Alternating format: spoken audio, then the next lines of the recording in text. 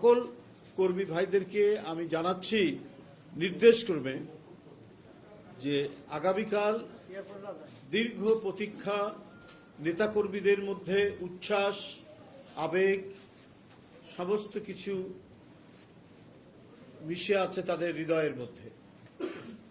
অভ্যর্থনা জানানোর জন্য আমাদের প্রিয় নেতা বিএনপির ভারপ্রাপ্ত চেয়ারম্যান জনাব তারেক রহমান, আপনারা ইতিমধ্যেই আমাদের অভ্যর্থনা কমিটির আহ্বায়ক জনাব সালাউদ্দিন আহমেদ সাহেবের কাছ থেকে শুনেছেন যে তিনি আগামীকাল বাংলাদেশ বিমানে করে আসবেন। তার বিমানটি প্রথমে ল্যান্ড করবে বাংলাদেশের ভিতরে সিলেট বিমানবন্দরে। সিলেট বিমানবন্দরে সেখানে এটা ল্যান্ড করবে। আপনাদের মাধ্যমে আমি যেটা জানাতে চাই যে সিলেট মহানগর এবং সিলেটের আশেপাশের জেলাগুলো বা সিলেট জেলার কোনো নেতৃবৃন্দ কেউ অহেতুক বিমানবন্দরে ভিড় করবেন না, বিমানবন্দরে সেখানে যাবেন না।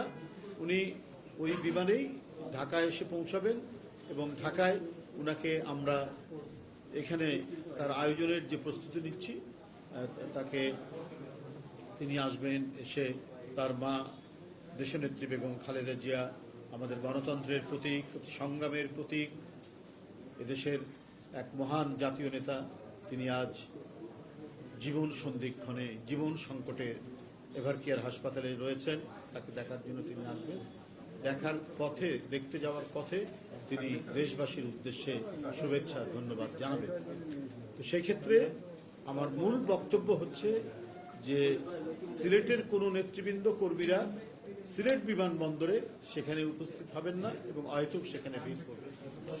এটি আপনাদের মাধ্যমে আমি সিলেটবাসী এবং সিলেটের বিএনপির যত নেতৃবৃন্দ রয়েছেন মহানগর, জেলা এবং আশেপাশের জেলার সকলকে অবহিত করলাম। ধন্যবাদ। আমি যতটুকু জানি সেটা ওইখানে কি অ্যারেঞ্জমেন্ট আছে সেটা আমি বলতে পারবো না, তবে না নামারই কথা, নামলেও তিনি ওই ইয়ের মধ্যেই থাকবেন। আমি ওই বিষয়টা এখনো জানি না, নামবেন কি নামবেন না। তবে সেখানে আমাদের নেতাকর্মীরা কেউ ভিড় করবেন, যাবে না। তাদেরকে অনুরোধ করবো তারা সবাই মানে ঢাকায় চলে আসবে, ওখানে কেউ যাবেন না। এটা আমি নির্দেশক্রমে জানাচ্ছি আর কি। এটা অবশ্যই যেন তারা সেই জিনিসটা যথাযথভাবে এই নির্দেশটা তারা মান্য করেন, মেনে চলেন। ধন্যবাদ।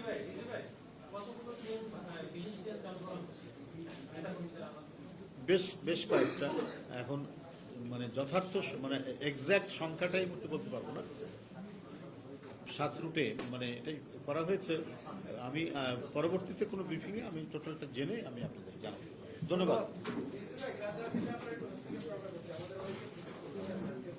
আচ্ছা দেখি, আমি খোঁজ নিয়ে দেখি।